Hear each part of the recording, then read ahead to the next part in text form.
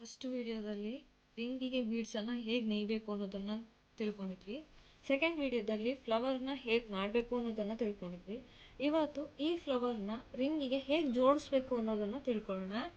ಅದಕ್ಕೋಸ್ಕರ ನಾನು 4 ಬೀಡ್ಸು ಮತ್ತು ಒಂದು ಬೆಂಡನ್ನು ರೌಂಡ ಶೇಪಲ್ಲಿ ಕಟ್ ಮಾಡಿ ಇಟ್ಕೊಂಡಿದ್ದೀನಿ.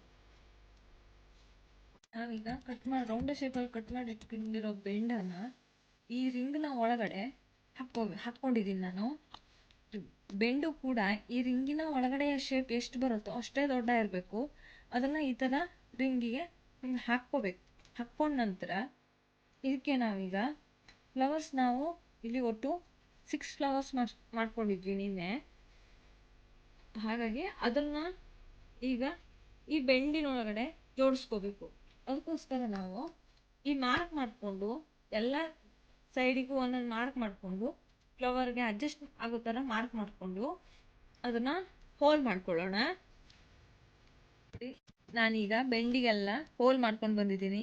ನಾವು 6 ಫ್ಲವರ್ ಮಾಡಿರೋದ್ರಿಂದ ಸೆಂಟ್ರಲ್ 1 ಫ್ಲವರು, ಆಮೇಲೆ ಸುತ್ತವರಿ ಸೈಡಲ್ಲಿ 5 ಫ್ಲವರ್ಸನ್ನು ಜಾಯಿನ್ ಮಾಡೋಕ್ಕೋಸ್ಕರ 5 ಹೋಲ್ ಮಾಡ್ಕೊಂಡಿದ್ದೀನಿ. ಸೆಂಟ್ರಲ್ 1 ಹೋಲ್ ಮಾಡ್ಕೊಂಡಿದ್ದೀನಿ. ಕರೆಕ್ಟಾಗಿ ನೋಡ್ಕೊಂಬಿಡಿ.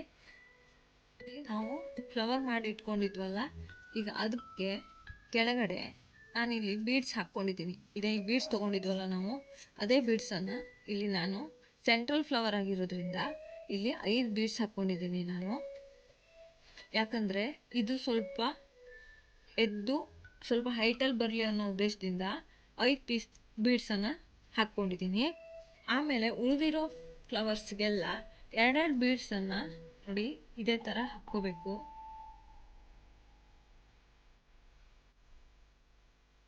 ಹೀಗೆ ಹಾಕ್ಕೋಬೇಕು.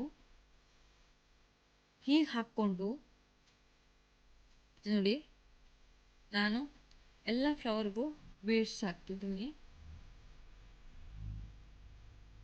ನಾನೀಗ ಎಲ್ಲ ಫ್ಲವರ್ಗೂ ಬೀಡ್ಸ್ ಹಾಕಿ ಇಟ್ಕೊಂಡಿದ್ದೀನಿ. ನೋಡಿ ನಾನೀಗ ಒಂದು ಫ್ಲವರನ್ನು ಹೇಗೆ ಅದಕ್ಕೆ ಹಾಕಬೇಕು ಅನ್ನೋದನ್ನು ತೋರಿಸ್ತೀನಿ.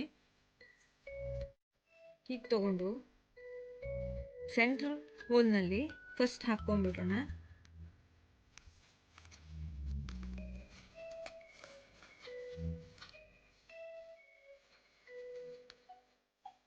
ನೋಡಿ ನಾನೀಗ 2 ಫ್ಲವರನ್ನು ಹಾಕ್ಕೊಂಡಿದ್ದೀನಿ. ಈ ಥರ ಅದೇ ಹೋಲ್ನೊಳಗಡೆ ಹಾಕ್ಕೋಬೇಕು. ಹಾಕ್ಕೊಂಡು ಉಳಿದಿರೋ ವೇಸ್ಟ್ ತಂತಿ ಏನಿರುತ್ತೋ ಅದನ್ನು ಈ ಥರ ಫೋಲ್ಡ್ ಮಾಡಬೇಕು. ಒಂದಕ್ಕೊಂದಕ್ಕೆ ಜಾಯಿನ್ ಮಾಡಿ ಫೋಲ್ಡ್ ಮಾಡಬೇಕು. ಹಾಗೆ ಮಾಡಿದಾಗ ಈ ಫ್ಲವರ್ಸ್ ಏನಿದೆ ಅಲ್ವಾ ಸ್ಟಿಫಾಗಿ ನಿಂತ್ಕೊಳ್ಳುತ್ತೆ ಈ ಥರ. ಇಲ್ಲ ಅಂದರೆ ಬಳಕತ್ತೆ ಅಥವಾ ನನಗೆ ಜಾರಿ ಬಿದ್ದುಬಿಡುತ್ತೆ. ಅದಕ್ಕೋಸ್ಕರ ಹೀಗೆ ಸ್ಟ್ರೇಟಾಗಿ ನಿಂತ್ಕೊಳ್ಳೋಕ್ಕೋಸ್ಕರ ಅದನ್ನು ಒಂದಕ್ಕೊಂದನ್ನು ಜಾಯಿನ್ ಮಾಡಬೇಕು. ನಾನು ಉಳಿದಿರೋ ಎಲ್ಲ ಫ್ಲವರ್ಸ್ನೂ ಹಾಕ್ಕೊಂಡು ನಿಮಗೆ ತೋರಿಸ್ತೀನಿ. ಈಗ ಎಲ್ಲ ಫ್ಲವರ್ಸನ್ನು ಹಾಕಿದ್ದೀನಿ. ಇದಕ್ಕೆ ಹಾಕಿದಾಗ ಈ ಥರ ಕಾಣಿಸುತ್ತೆ ನೋಡಿ ಎಲ್ಲ ಕಡೆ. ನೋಡಿ ಈಗ ನಮ್ಮ ಆರತಿ ಕಟ್ಟು ರೆಡಿಯಾಗಿದೆ.